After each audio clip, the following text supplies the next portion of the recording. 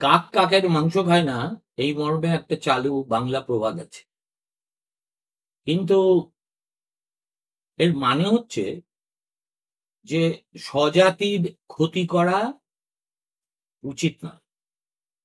কিন্তু স্বজাতি যদি সম্পূর্ণ স্বধর্ম থেকে লক্ষ্যভ্রষ্ট হয় এবং সাংবাদিকতার নামে যা খুশি তাই করে যায়,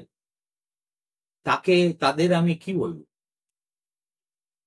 আমি নিজে কাক হতে পারি, কিন্তু তাদের কাক হওয়ার যোগ্যতা আছে বলেও আমার মনে হয়। বরঞ্চ এদেরকে কোনো রকম পাখির সঙ্গে আমি তুলনা করতে রাজি নই। কেননা এদের যেরকম নখ, দাঁত ইত্যাদি দেখছি, তাতে আমাদের পূর্বপুরুষদের কথা ছাড়া আর কারুর কথাই মনে পড়ছে না। আপনারা বুঝতেই পারছেন আমি কাদের কথা বলতে বসেছি। বসতাম না, যদি না পরিস্থিতিটা সভ্যতা, শালীনতা এবং সহ্যের সীমানা অতিক্রম করে আরো অনেক দূরে চলে যেত। এখন আমাদের কাছে একটা চ্যানেল আছে বলে, এবং সেই চ্যানেলে কিছু আজ্ঞাবহ দাস আছে বলে, তাদের হাতে বুম এবং একেবারে state of the art camera আছে বলে একটা শিক্ষা প্রতিষ্ঠানে আমরা ওই বাঁদরের পালের মতো দাপিয়ে বেড়াবো এবং সেটাকে পণ্য করে 3 দিন ধরে দর্শকের মাথা খাবো? এ ধরনের সাংবাদিকতা আমি জীবনে চাক্ষুষই করিনি।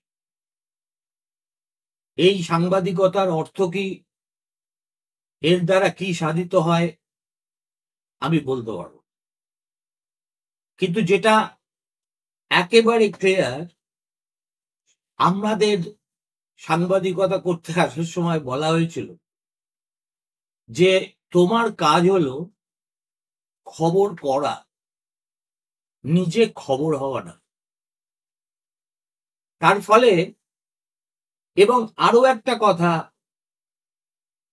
আমাদের শেখানো হয়েছিল, সেটা হচ্ছে আমাদের এই পেশায়, বিশেষ করে রিপোর্টারি করি যারা, তাদের একটা সবসময় প্রফেশনাল হ্যাজার্ড থাকে।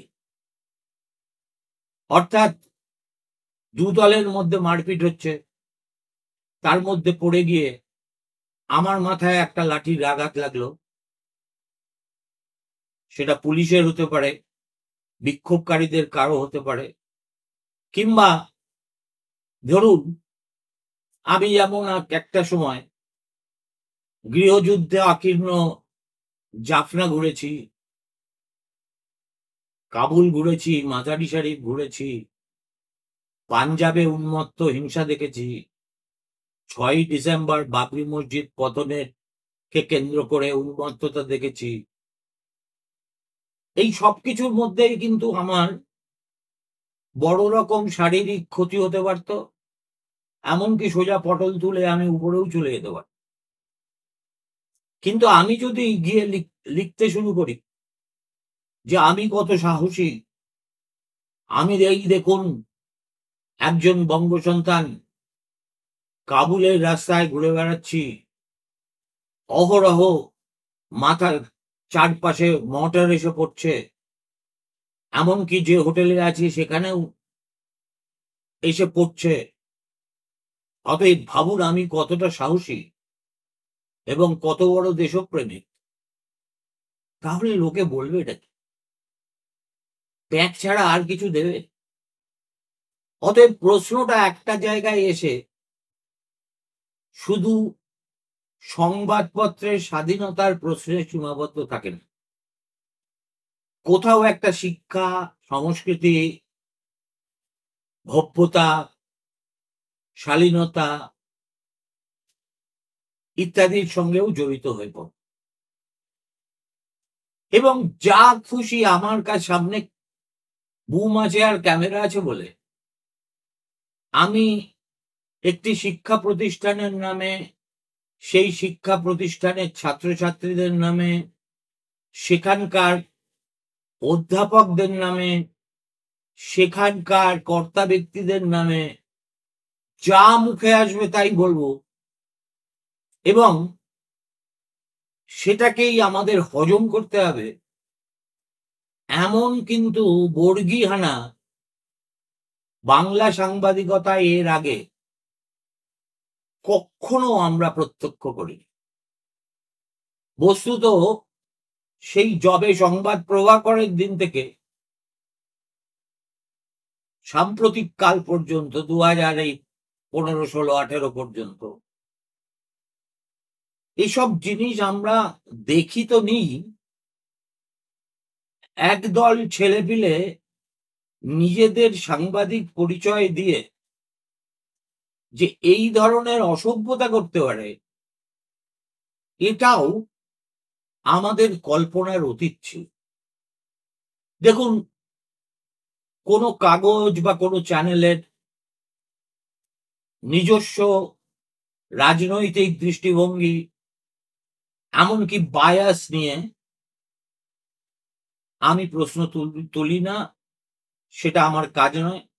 কেননা আমি বিশ্বাস করি মাও সেতুং যে কথাটা বলেছিলেন, শত ফুল বিকশিত হোক, গণতন্ত্রের প্রাণভোমরাই হলো সেখানে। অতএব আমার যদি মমতা বন্দ্যোপাধ্যায়কে সমালোচনা করার অধিকার থাকে, তাহলে আর একজনের তাকে সমর্থন করার অধিকারও থাকতে হবে। সুতরাং কেউ যদি দিদিপন্থী হয় সেটা একেবারে পুণ্যের কাজ, আর কেউ যদি মোদিপন্থী হন সেটা পাপিষ্ঠদের কাজ। এই ধরনের ভেদরেখা তৈরির কোনো মানেই নেই। আমার আপত্তি প্রধানত একটাই বিষয়, সেটা হচ্ছে এই নতুন যে প্রবণতা লক্ষ্য করছি সেখানে খবরের চাইতে গুরুত্ব পাচ্ছে খবরওয়ালারা এবং তাদের ভাব ভঙ্গি, চাল চলন, উত্তেজিত সংলাপ, শরীরের ভাষা, এগুলো কোনোটাই সভ্য সমাজের সাংবাদিকের হতে পারে না, হতেই পারে না। সুতরাং যাদের বিরুদ্ধে, যাদেরকে গুন্ডা, বদমাইশ ইত্যাদি ইত্যাদি বলে তারা গাল দিচ্ছেন, আসলে তারা নিজেদেরও সেই জায়গাতেই নামিয়ে আনছেন। সেই কথাটা তাদের বোঝাবার কেউ আছে বলে আমার মনে হয় না, বরং তারা মনে করছেন যে তারাই খবর,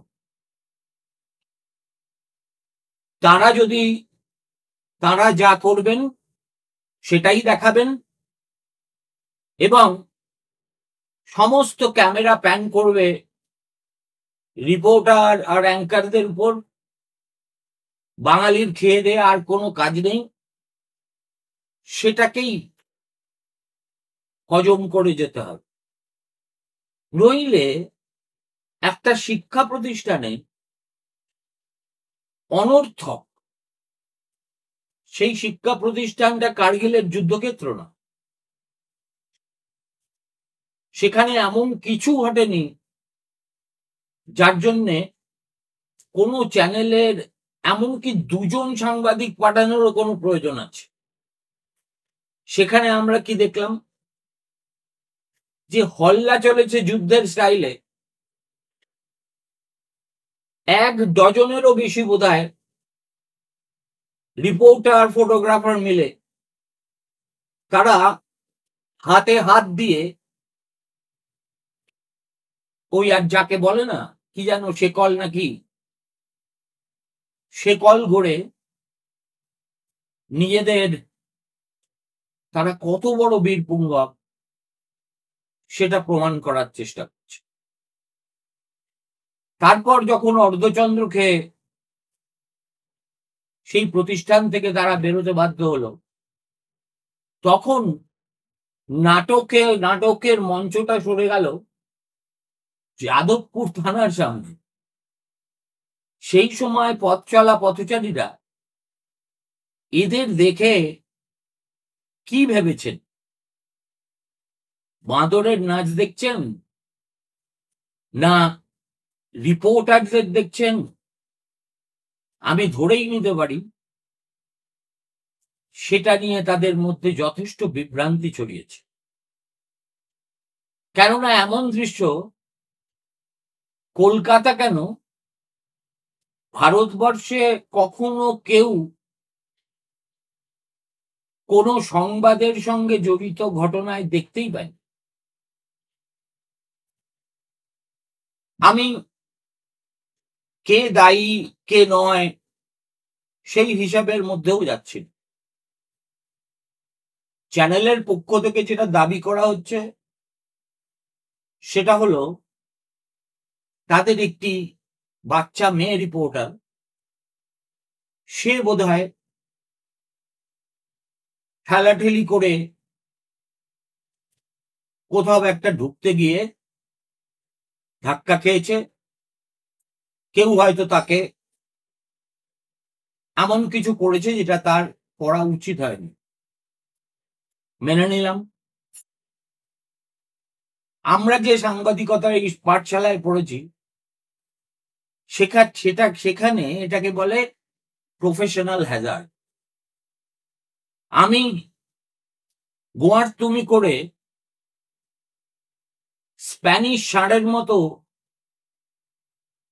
ভিড়ে ঢুসো মেরে ভিতরে ঢোকার চেষ্টা করব, আর আমার বেনি একই রকম থাকবে, চুল এক ফোঁটা ভিজবে না, এই প্রত্যাশাটাই তো একটা অলীক প্রত্যাশা।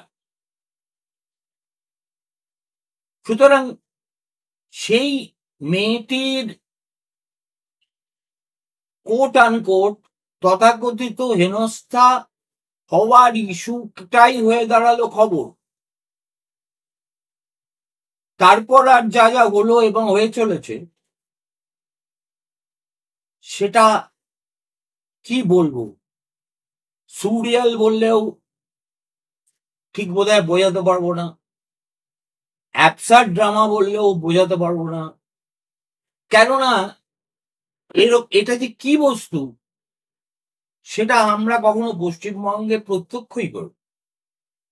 ফলে এই ধরনের আচরণকে সংজ্ঞা নিরূপণ আমার পক্ষেও কার্যত অসম্ভব হয়ে দাঁড়াচ্ছে। তারপরে এদের যিনি গুরু ঠাকুর, তিনি হঠাৎ তার সহকর্মীদের প্রতি সলিডারিটি জানাতে, জানি না দিল্লি না মুম্বাই কোড স্টুডিও থেকে ক্রমাগত দেখলাম এই ছাত্রদের আমেরিকার দালাল আমেরিকার দালাল আমেরিকার দালাল বলে চিৎকার করছে। বলছেন পুলিশ কোথায়, দেখেছেন এদের গুন্ডামি, লেখাপড়া করে না, কিছু করে না, শুধু গুন্ডামি করে বেড়ায়। আর তারপরে এই বিশেষ চ্যানেলটির সেবা দাস প্রচুর আছে, পশ্চিমবঙ্গে তো আছেই, ভারতবর্ষে প্রায় সর্বত্র আছে। কেননা এদের রাজনৈতিক আনুগত্যের এমন একটা জোর আছে যার কাছে বহু মানুষ মাথা নত করে। ফলে তাদেরকে দিয়ে কলকাতার এই শিক্ষা প্রতিষ্ঠানটির বিরুদ্ধে যা মুখে আছে তাই বলিয়ে নেওয়া যায়। এমনকি ভারতবর্ষের একজন প্রথম শ্রেণীর আইনজীবী, যিনি ওই গুরু ঠাকুরকে মাঝরাতে সুপ্রিম কোর্ট থেকে জামিন পাইয়ে দিয়েছিলেন, তিনিও আশ্চর্য হয়ে দেখলাম এই ছেলে মেয়েগুলোর সঙ্গে মমতা বন্দ্যোপাধ্যায়ের যোগসাজশ নিয়ে সোজা নির্বিকার মুখে জ্ঞানগর্ভ আলোচনা করছেন। এই কথা শোনার পরে মমতা বন্দ্যোপাধ্যায়ের প্রতিক্রিয়া কি হয়েছে আমি বলতে পারবো না, আদৌ তিনি শুনেছেন কিনা তাও বলতে পারবো না।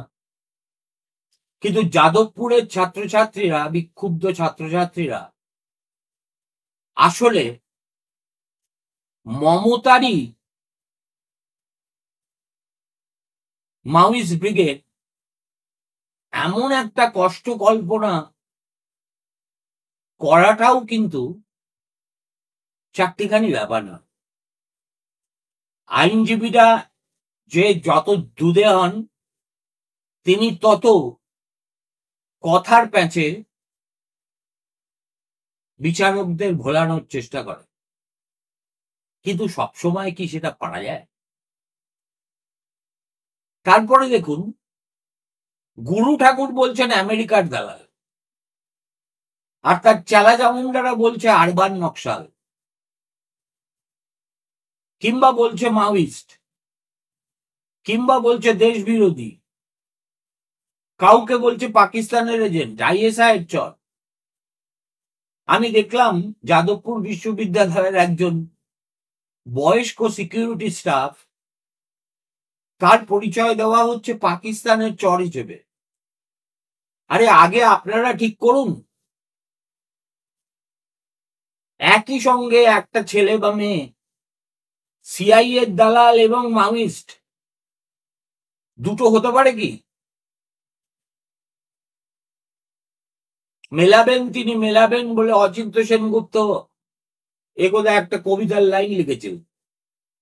আপনারা তো দেখছি রেডির তেল আর ঝর্ণার জলকে মিশিয়ে দিচ্ছেন। আমেরিকার দালালিও করছে, আবার সাম্রাজ্যবাদী চক্রান্ত বিরোধী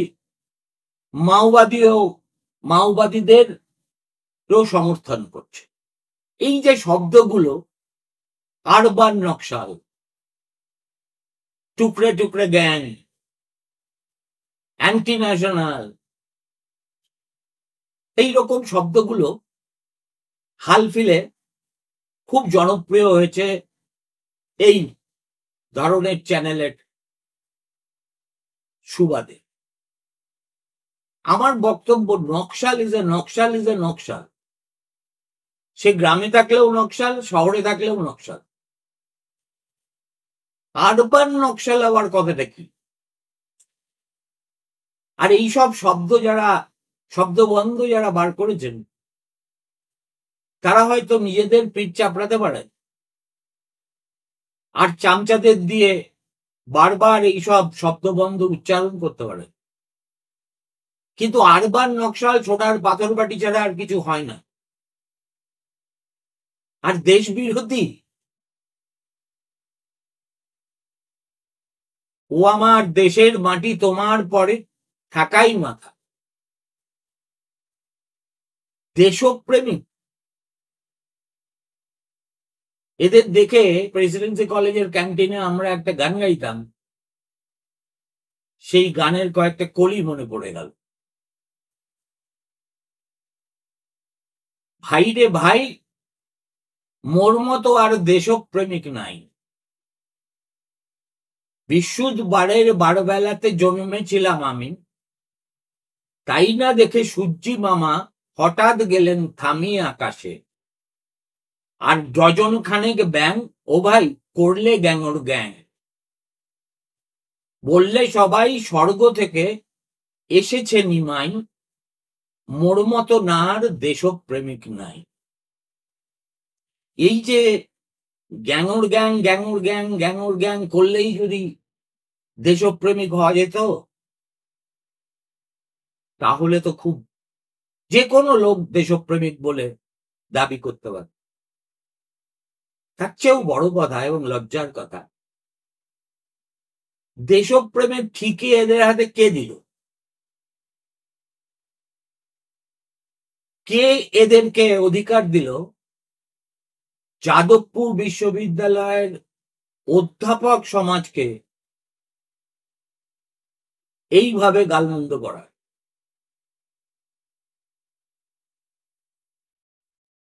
দেখুন, টিআরপির খেলা আমরা সবাই বুঝি। আমি নিজেও তো দুটো বাংলা টেলিভিশন চ্যানেলের জন্ম দিয়েছি, বলতে পারেন প্রতিষ্ঠাতা সম্পাদক। সুতরাং টিআরপির জন্য কি কি করা উচিত বা উচিত নয়, বা লোকজন কি করে থাকে বা করে না, এ সম্পর্কে আমার নিজের যথেষ্ট ধারণা আছে। এবং টেলিভিশনের ক্ষমতা কতটা সিঙ্গুর এবং নন্দীগ্রাম আন্দোলনের সময় কলকাতা টিভিতে বসে আমি জীবনে প্রথম তা অনুধাবন করেছিলাম। সিঙ্গুরে একদিন বিকেলে হঠাৎ করে একদল পুলিশ তল্লাটের গেরস্থদের বাড়ির ছাদে উঠে বেপরোয়া লাঠিচার্জ করতে শুরু করল, এবং তাদের লাঠির সামনে কেউ বাদ পড়ল না, পুরুষ, নারী, বাচ্চা। ওই একটা ছবি কলকাতা টিভিতে বসে আমি একই দিনে ইচ্ছাকৃতভাবে অন্তত 200 বার দেখিয়েছিলাম। ওই একটা ছবি বলে দিয়েছিল সিঙ্গুরে কি হচ্ছে।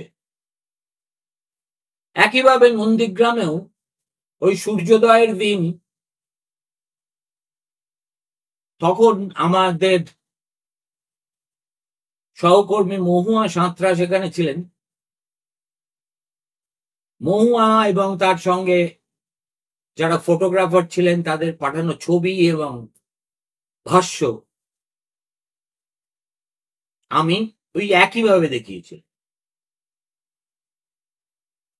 কিন্তু সেগুলো ছিল খবর।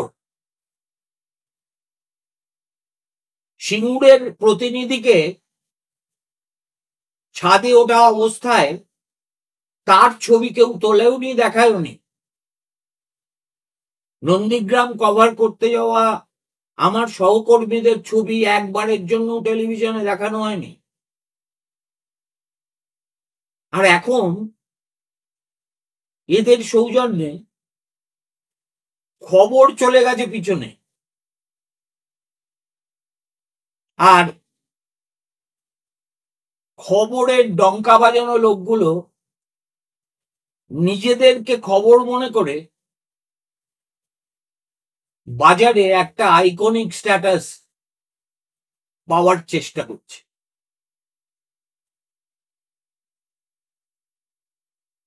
এর চেয়ে হাস্যকর আর কি হতে পারে? এখন মজার কথা হলো, এই যাদবপুর বিশ্ববিদ্যালয় সম্পর্কে একটি বিশেষ রাজনৈতিক দলের ভয়ঙ্কর রাগ আছে, থাকাই স্বাভাবিক। কেননা অনেক চেষ্টা করেও তারা সেখানে নাক গলাতে পারছে না।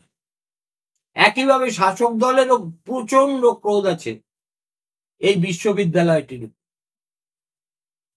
কেননা সেখানে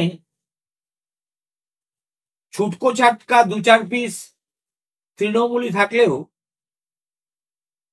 কাদা একেবারে সমুদ্রে এক মুঠো জলের মতো। এবার তাদের সঙ্গে যদি একটি খবরের চ্যানেল যুক্ত হয়ে যায়, তাহলে তো এই প্রতিষ্ঠানের গুরুত্ব কতখানি সবার ঊর্ধ্বে সেটাই প্রতিষ্ঠিত হয় নাকি? এই তো দেখতে পাচ্ছি অনেকটা সিনো আমেরিকান পাকিস্তান অ্যাক্সিসের মতো। বাংলাদেশ যুদ্ধের সময় আমরা এটা দেখেছিলাম। আমেরিকা, চীন, পাকিস্তানের অক্ষশক্তি, উল্টো দিকে ইন্দিরা গান্ধী এবং সোভিয়েত ইউনিয়ন। এত গুরুত্ব দেওয়ার কি আছে একটা শিক্ষা প্রতিষ্ঠানকে?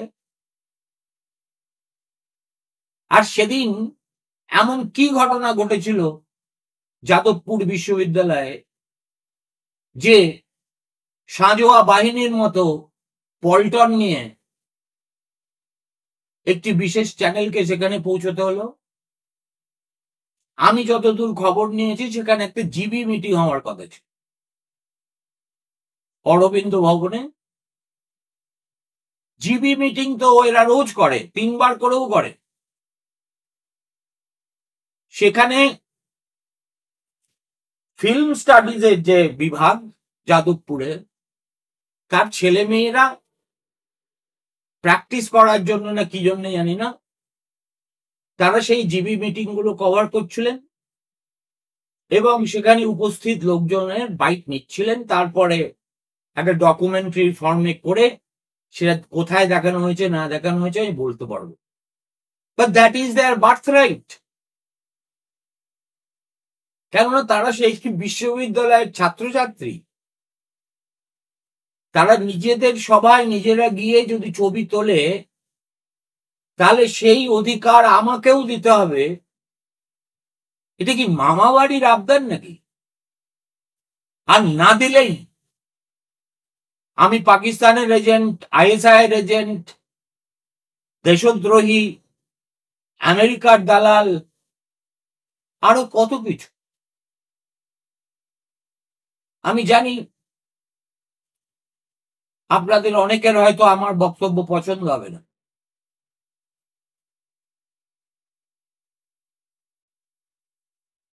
আমি একথাও জানি যে এই বিশেষ চ্যানেলটি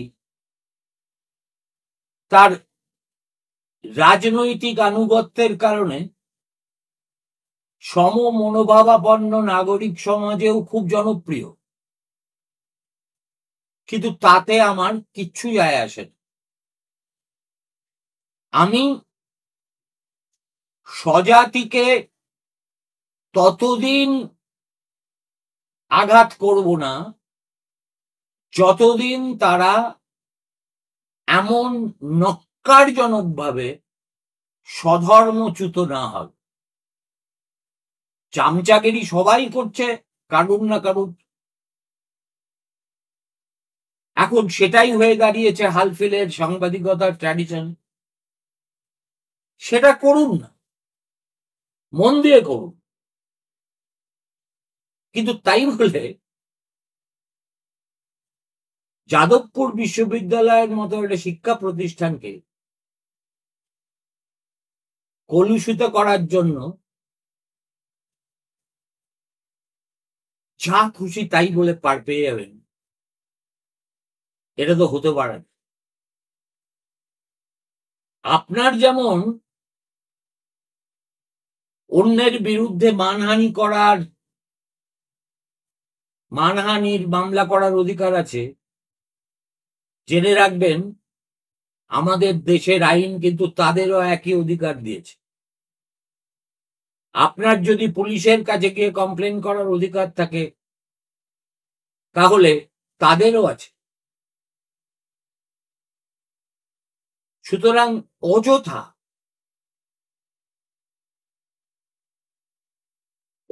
সম্পূর্ণ অযথা নিজেদেরকে এত বড় হনু ভাববেন না। আপনাদের দেখার জন্য কেউ টেলিভিশন দেখে না,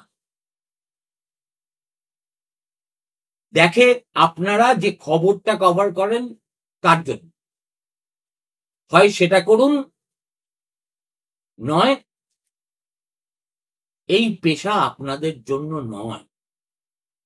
এই উপলব্ধিটা যত দ্রুত হবে তত সকলের মঙ্গল। নমস্কার, ভালো থাকবেন, শুভরাত্রি।